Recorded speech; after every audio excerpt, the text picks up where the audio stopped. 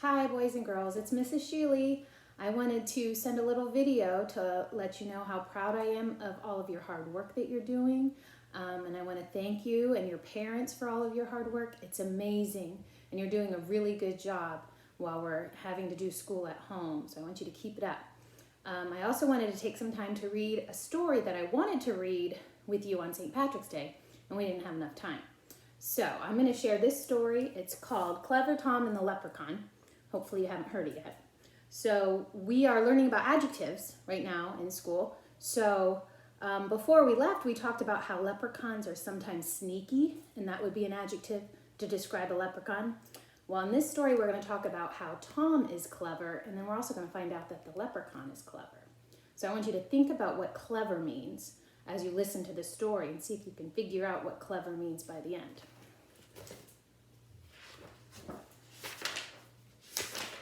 So this is Clever Tom and the Leprechaun by Linda Shute. That's just the beginning page.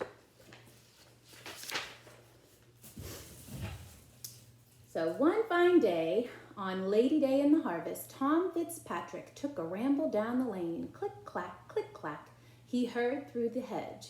So Tom tiptoed closer and took a look. What do you think he heard? The clacking sound stopped when Tom peeped through the bushes, and in the shadow, what did he see? Why, a big gallon pitcher and a teeny tiny man with a brown leather apron and a three-cornered hat. Up the small man climbed on his wee wooden stool and dipped his little piggin into the crock.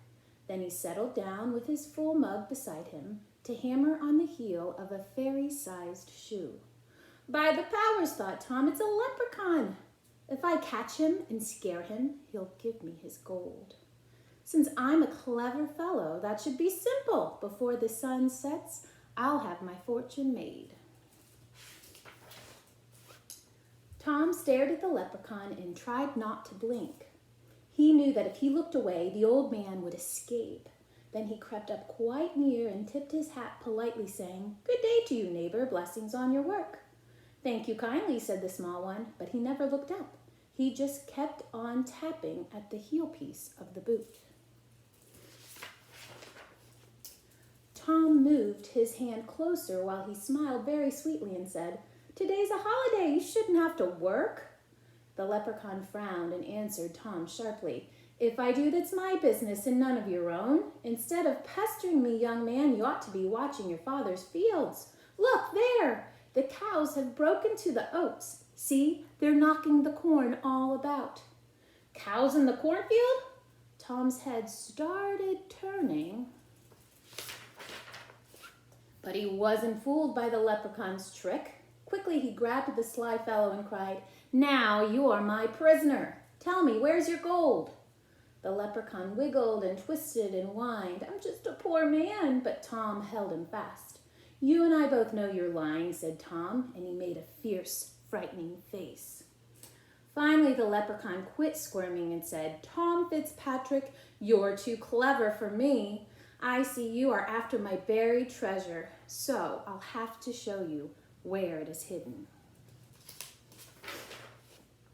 With his eye on the bitty man locked in his fist, Tom followed where the leprechaun led him. He traipsed over a hill and under some hedges and through a ditch and across the peat bog. At last, just when Tom feared he'd been tricked,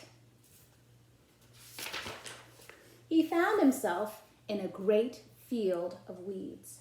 "Dig there," said the leprechaun, pointing to a bush. "Deep under that bush is where my gold is." "Thunderation," said Tom, "I need to fetch my spade," which is like a shovel. "But when I return, I'll be lost. There are 40 acres of bushes out here, and each plant looks just like the other." Still watching the leprechaun, Tom figured out a plan. He tied a bright red ribbon on the bush. "Swear, you old rascal, that you won't take this off while I run back to get my shovel." "That I will promise you," said the little man. Tom grinned, knowing that leprechauns always keep their word. Now, since I've shown you where my treasure is, I don't suppose you'll need me anymore." "No," said Tom, "my fortune's made. You may go, and good luck with you." "Then goodbye, Tom Fitzpatrick," said the leprechaun. "May you do much good with what you find." Away Tom ran as fast as he could run, figuring out how he was going to spend his gold. Then back he came with his shovel in his hand, back to the field of bushes. So he should know right where to dig because there's a red ribbon tied around the bush. But when he got there, lo and behold, a red ribbon just like his own was tied to each and every bush as far as he could see.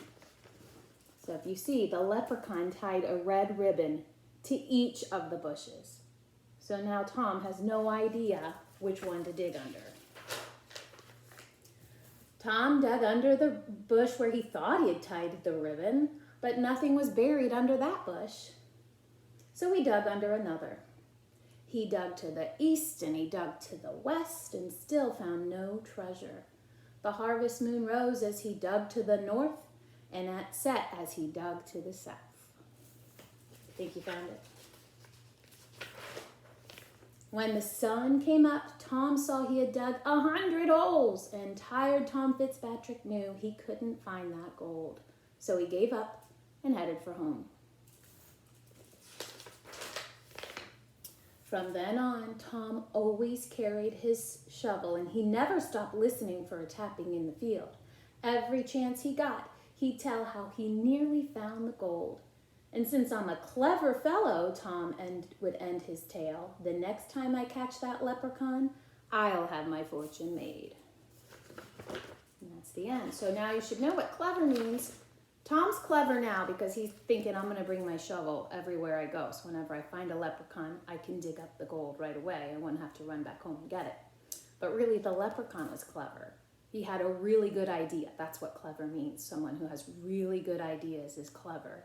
So his idea was to trick Tom. He tied those red ribbons all over the field so Tom wouldn't be able to find the gold. So one of my favorite St. Patrick's Day stories. So I hope you liked it. And I hope that you are continuing to work hard and listening to your parents because this is a very stressful time for everybody. So I want to thank you and I appreciate all of your hard work. Keep it up and I will try to post another video soon. Thanks. Take care.